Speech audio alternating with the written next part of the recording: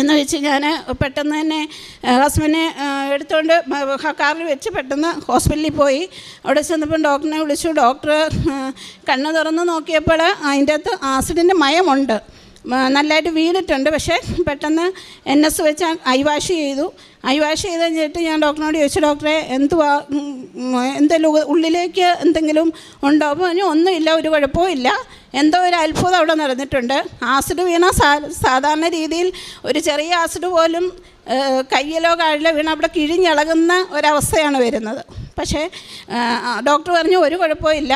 പിന്നെ ഞാൻ I wash ചെയ്തു, 2 കണ്ണും വാഷ് ചെയ്തു. ഒരു കുഴപ്പമില്ലാതെ ഞങ്ങളോട് പറഞ്ഞു ധൈര്യമായിട്ട് വീട്ടിൽ പോക്കോ, ഒരു പ്രശ്നമില്ല. പക്ഷേ എനിക്കൊന്നറിയാം, ആ ആസിഡിൻ്റെ വീര്യം കൊണ്ട് ആ റൂം മുഴുവൻ ഞങ്ങൾ തിരിച്ച് വീട്ടിലെത്തിയിട്ട് പോലും ആ റൂമിലെ ഫ്യൂംസ് പോവുകയോ ആ മണം അതുപോലെ തന്നെ നിൽക്കുകയായിരുന്നു. അതുപോലെ സ്ട്രോങ് ആയിട്ടുള്ള ആസിഡായിരുന്നു. പക്ഷേ എൻ്റെ ഈശോയും അമ്മ മാതാവും ഞങ്ങളെ കുടുംബമായിട്ട് രക്ഷിച്ചു. അതിൽ എൻ്റെ ഈശോയ്ക്കും അമ്മ മാതാവിനും ഒരുപാട് നന്ദി പറയുന്നു. ഉടമ്പടി തൈലം ഒരിക്കലും നിങ്ങൾ എന്ത് വന്നാലും ഞാൻ എപ്പോഴും പറയുന്നത് ആ വസ്തുക്കൾ ഉപയോഗിക്കുന്നതുകൊണ്ട് നമുക്ക് അനുഗ്രഹങ്ങൾ മാത്രമേ ഉള്ളൂ. ദൈവം തരുന്ന അനുഗ്രഹങ്ങൾ നമ്മൾ സന്തോഷത്തോടെ നോക്കുക. അപ്പം ഹസ്ബൻഡ് ശരീരത്ത് കാശിരൂപത്തിൻ്റെ ഈ മാല, കാശിരൂപം ഒരിക്കലും ഹസ്ബൻഡ് കഴുത്തിൽ നിന്ന് മാറ്റാറില്ല. കാരണം ബൈക്കിലാണ് യാത്ര ചെയ്യുന്നത്. പല സ്ഥലങ്ങളിലും പല അപകടങ്ങളിലും ഉണ്ടാകാറുണ്ടെന്ന് ചില സ്ഥലങ്ങളിൽ പോകുമ്പോഴൊക്കെയും. പക്ഷേ ഒരു അപകടത്തിലും ഹസ്ബൻഡ് ഇന്നുവരെ ഒന്നും പറ്റില്ല. അപ്പോൾ അതുകൊണ്ട് കാശിരൂപം ഒരിക്കലും കഴുത്തിൽ നിന്ന് ഹസ്ബൻഡ് മാറ്റാറില്ല. എപ്പോഴും കുളിക്കുന്ന സമയത്ത് പോലും അതിട്ട് ആണ് കുളിക്കുന്നതും എല്ലാം. കാശിരൂപം ഒരിക്കലും മാറ്റുകയോ അതിന് ഇതാക്കുകയോ ചെയ്യാറില്ല.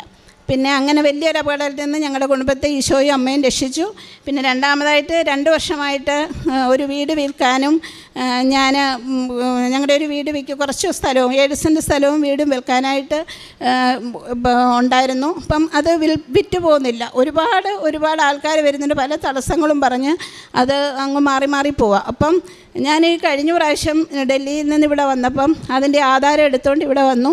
അമ്മ മാതാവിൻ്റെ രൂപത്തിൻ്റെ മുമ്പിൽ നിന്ന് കർത്താവേ മാതാവെ അങ്ങ് ഇതൊന്ന് എത്രയും വേഗം വിറ്റ് തരാൻ സഹായിക്കണേ എന്ന് പ്രാർത്ഥിച്ചു. പിന്നെ വീടിൻ്റെ അവിടെ കൊണ്ട് കാശിരൂപം കുഴിച്ചിട്ടായിരുന്നു, ഉപ്പ് തളിച്ചു. അപ്പം അത് എല്ലാത്തിൻ്റെ അനുഭവമായിട്ട് ആ വീടും ഒരു 5 മാസം കഴിഞ്ഞപ്പോഴത്തേന് ആ വീട് സ്ഥലവും വിൽക്കാനായിട്ട് സഹായിച്ചു.